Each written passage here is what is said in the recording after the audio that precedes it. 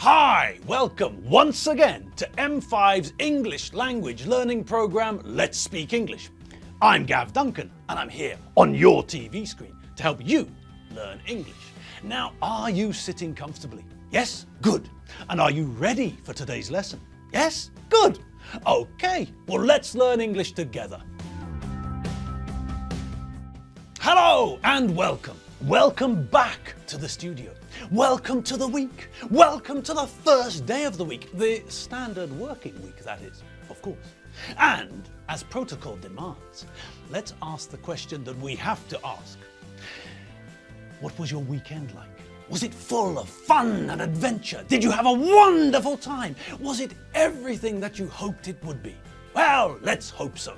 If not, if it wasn't full of fun and adventure, if you didn't have a wonderful time, if it wasn't everything that you hoped it would be, well, that's a shame. Hopefully next weekend will be better. All right, so here we all are, once again, you lot sitting down with a cup of something nice, coffee or tea, and me without a chair, standing here in the glare of the super bright lights, wired for sound with a microphone hidden under my clothes. Search him.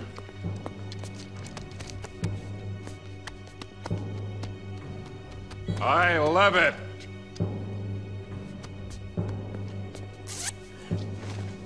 He's wired. Well, no, not like that exactly. The thing that Chobber attached to my chest is much more subtle. Subtle. Now there's a word. Do you all know that word? Subtle. It's an adjective. And what does it mean? Well, it means something which is so delicate, so precise, so well done, that it's difficult to see or detect. If something is subtle, it's understated. It's hard to detect. It's there, but it's not easy to notice. So, if we're looking at a painting, we might find that the artist who painted the painting used subtly different colors in the painting. Some of the paint is white, and some of the paint is off-white, which is very close to white. So the difference between the two colors is very subtle. If we don't look hard, we won't see the difference. Another way to think about subtle is to think of the opposite idea. Imagine for a moment that you're having a party at your house and someone turns up that you don't really like. Someone arrives at the party, but you don't like that person. Now, you can react to this person that you don't like, in two ways. You can subtly indicate that you want them to go. And how could you do that? Well, say for example that when everyone arrives, you shake their hand or kiss them on the cheek. Well, when this person, the person you don't like, arrives, if you don't shake their hand, if you don't kiss them, then that's a subtle, a slight, a delicate signal to that person and everyone else that you don't like them. What else could you do to subtly communicate your dislike? Well, you could give everyone a drink, but not that person. That would also be a subtle sign that you want this person to leave.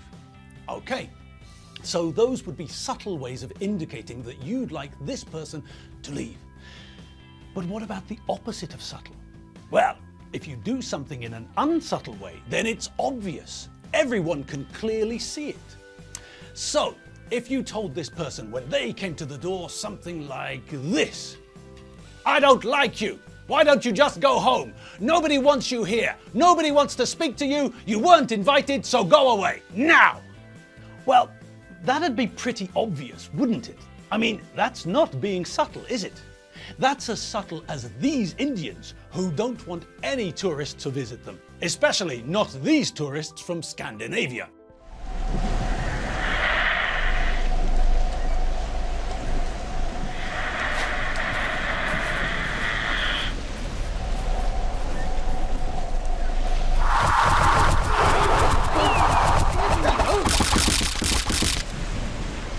I say.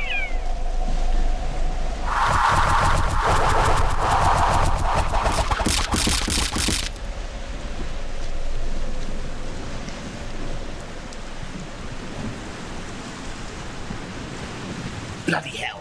So that was a pretty good example of communication in a not so subtle way. That was pretty obvious, wasn't it? Yes, that message was very obvious.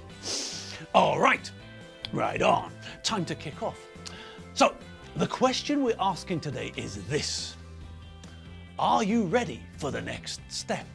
Yes, that's the question. Now, do you all remember the word, the noun, edge? Yes. Now, one idea of an edge is the line where two surfaces meet. Do you remember? We talked about the line where the top of a table meets the side of a table. That's an edge. Also, we use the noun edge to describe the outer limit of an object, area, or surface. So, that means we can say something like the white line on a table tennis table runs around the edge of the table. It's painted on the edge of the table.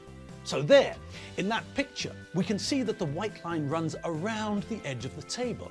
Okay, but what about this photo? Where is this man standing?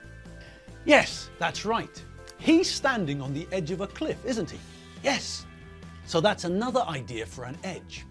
Okay, now back to where we are.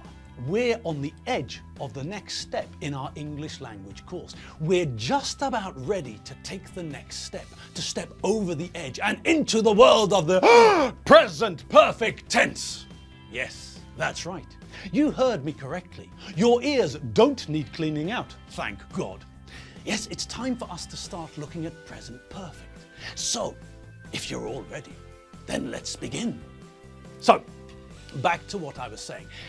The main reason that students have problems with these tenses is twofold. Hey, there's that adjective twofold again. So that means that we know that there's two elements to the problem here. The first element is the fact that anything we can communicate with a perfect tense can also be communicated with another tense too. So, in one respect, it's a bit superfluous, isn't it? Superfluous? Do you all know that adjective? All that superfluous means is that something is unnecessary. It's surplus to requirements. It's more than we need. It's not required. Okay, so that's one problem. But, especially for the British, not so much for the Americans, but especially for the Brits, these perfect tenses are very useful and extremely popular. We love the perfect tenses. So, even if you think that learning a superfluous tense is a silly idea, these tenses are used all the time. And, if nothing else, you need to be able to understand what people mean when they use them. The other problem is that most other languages don't have the perfect tense idea, so it's difficult for students to grasp the meaning. There's nothing in their own language to compare to the perfect tense idea, and that makes it harder initially for students to comprehend and use the present perfect. Okay, but there's a simple answer to this too. Take it slowly and practice. That's all we need to do. This is a difficult area of English, but it's not impossible. So we'll start the journey today together and we'll take it slowly. We'll make sure that we understand what, why, when and how. And we'll ensure that we all get, we all understand, we all comprehend the perfect tenses. So, let's make a start, shall we? To start with, let's look at something which we need to make the present perfect tense, the past participle. All right, so here we go. And first of all, a question. What on earth is the past participle when it's at home? Well, the past participle is just the name we give to the third form of the verb in English. And I know that a whole load of you are now sitting, staring at the telly, wondering where this third form came from. I know. You thought that you were safe with two forms, but no. The third bit is the past participle. And what does that mean? Well, what do you think it means? All it means is that there's a third form for you to learn. That's all. The reason we need to learn the third form of the verb is because we make the present perfect using have and the past participle of the verb we want to use in our sentence. That's all.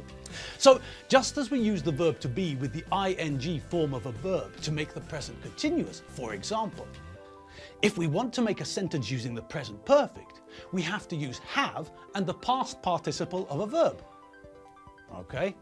So, there's nothing scary about that now, is there? No. If we can combine verbs and other bits and pieces to make different tenses, why wouldn't we be able to combine the verb to have, along with the past participle of a verb, to make the present perfect? Exactly! There's no reason why. This, for us, will be as easy as falling off a log. So, let's make a start, shall we? Yes, let's. All right, the past participle. What do we need to know about that?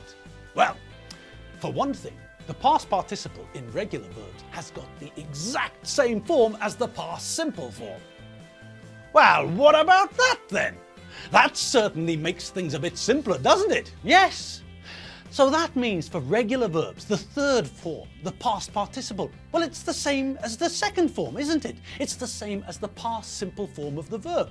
Simple, no? Yes, it is. So, let's have a look at some of the regular verbs we know.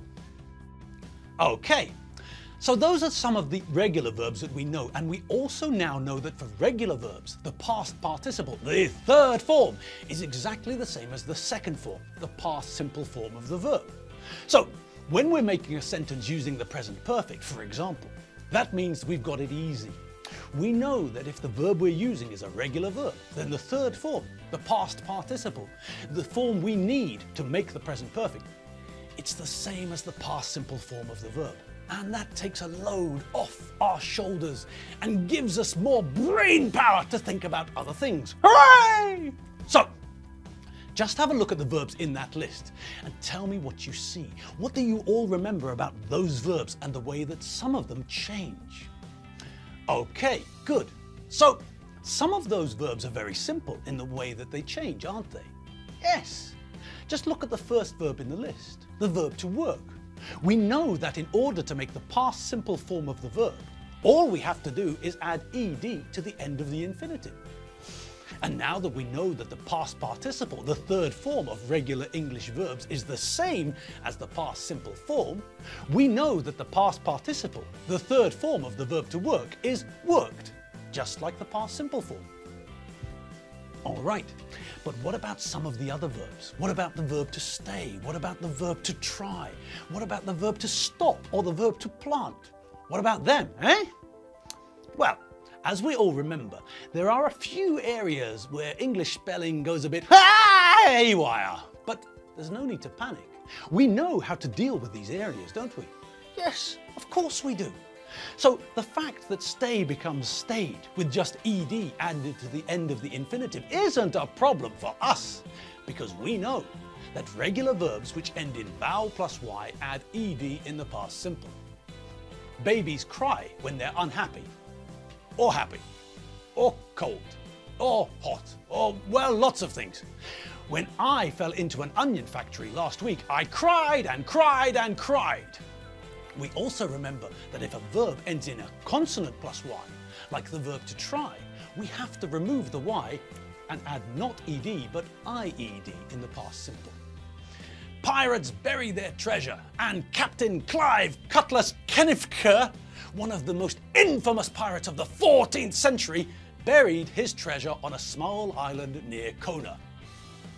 Furthermore, we know that if a verb ends in vowel plus consonant, like the verb to stop or the verb to plan, then the past simple form of the verb doubles the last letter before the ed ending. He stopped laughing when I told him the news. When they were in prison, they planned their escape from prison.